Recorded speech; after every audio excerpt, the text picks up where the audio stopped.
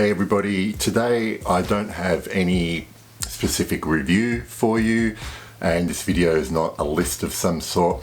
What I do want to do is tell you a story, and ultimately this story for many of you will be basically telling you how to suck eggs, but I think it's a really interesting account of what happens when you test perfumes and how you make decisions about what to buy. And it's probably very, very useful for people who are new to the hobby and are trying to make decisions about what to buy and what they like. I know that I've gotten rid of so many bottles now after a couple of years that I initially thought I liked or I did like, and I don't like anymore. And it's mainly a combination. That was mainly a combination of me blind buying those bottles, convincing myself that I'd like them, or not testing them properly, and like spraying on the strip and thinking I really like it, and then subsequently wearing it on myself and thinking, oh, it's a little bit different. So here's the story.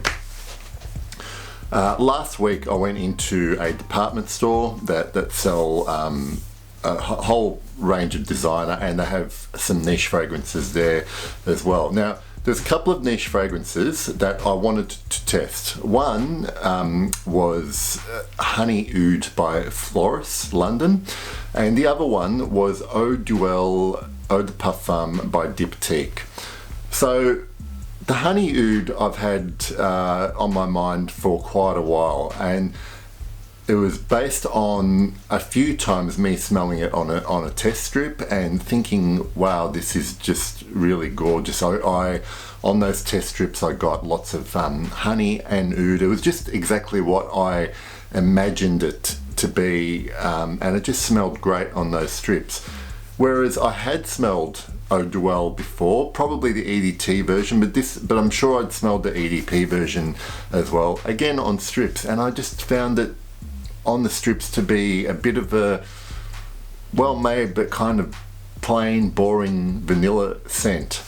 So what I did is I decided, okay, well, I recently watched a video by my friend Josh on All About Fragrances. He did a review of Eau Duelle Eau de Parfum for Diptyque, and he was so passionate about how much he liked it that it piqued my interest again to try it, and I wanted to see if I could pick up what he was picking up about it. So I basically went into this store and I sprayed a couple of sprays of Eau Duelle on this hand, and then I went and found a bottle of a tester of Honey Oud by Floris, and I sprayed it on this hand, and I, in my head, was expecting to be going back to sniffing the Honey Oud all the time, just because it was lovely on the test strips.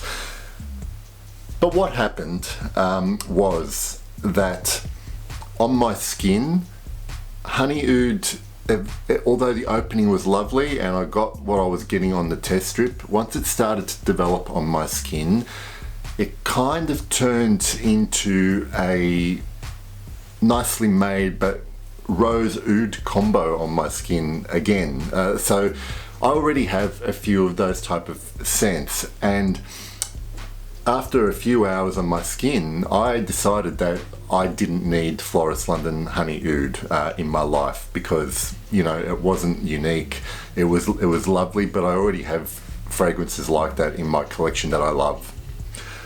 What was happening on this hand was that Eau Duelle did start off as kind of nice vanilla, not that exciting, but in contrast, as this developed on my skin, I was getting so many other nuances from that fragrance, and it wasn't just a vanilla scent to me, but it was just developing so nicely on my skin.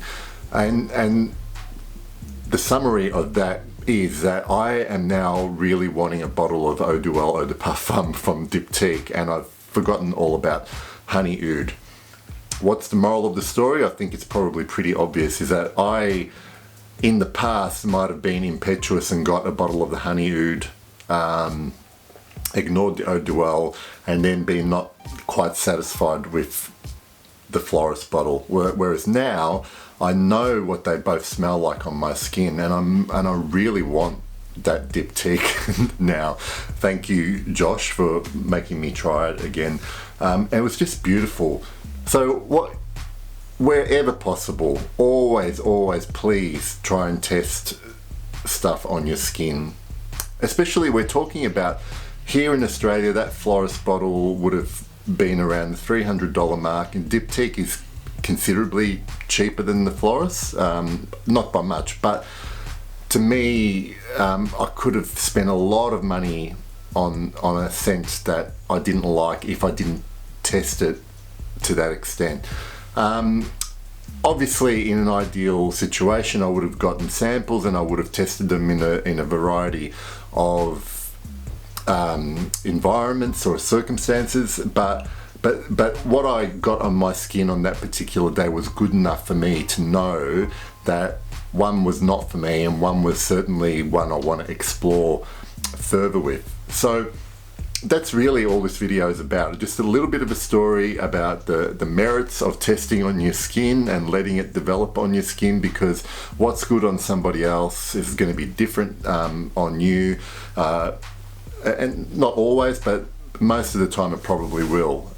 So I would be interested to hear in the comments if you guys have had similar experiences with stuff that you thought you were going to like, and then when you wore it, it just didn't work out.